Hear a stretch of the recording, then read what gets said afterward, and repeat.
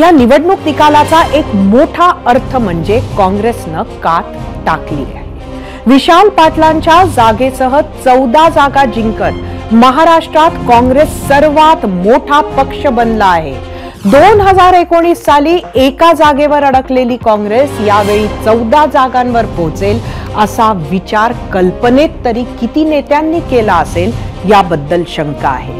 आधी त्यांना जागा वाटपात महाविकास आघाडीमध्येच ठाकरे आणि पवारांसोबत झगडावं लागलं। ज्या जागा मिळाल्या तिथं उभं राहण्यासाठी फार कुणी उत्सुक नव्हते, त्यामुळे उमेदवाराच्या शोधात दाही दिशा फिरावं लागलं। एक उदाहरण नागपूर तर दुसरे उदाहरण सांगायचं झालं तर जालन्यात 25 एप्रिलला अर्ज भरायचा शेवटचा दिवस होता आणि 10 एप्रिलला कल्याण काळेंना उमेदवारी जाहीर झाली। वर्षा गायकवाड यांच्या उमेदवारीसाठी मतदारसंघ खेचून आणावा लागला।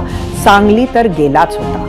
आज ज्यांनी जोखीम पत्करली त्या 17 उमेदवारांपैकी 13 जणांना खासदारकीची लॉटरी लागली आहे।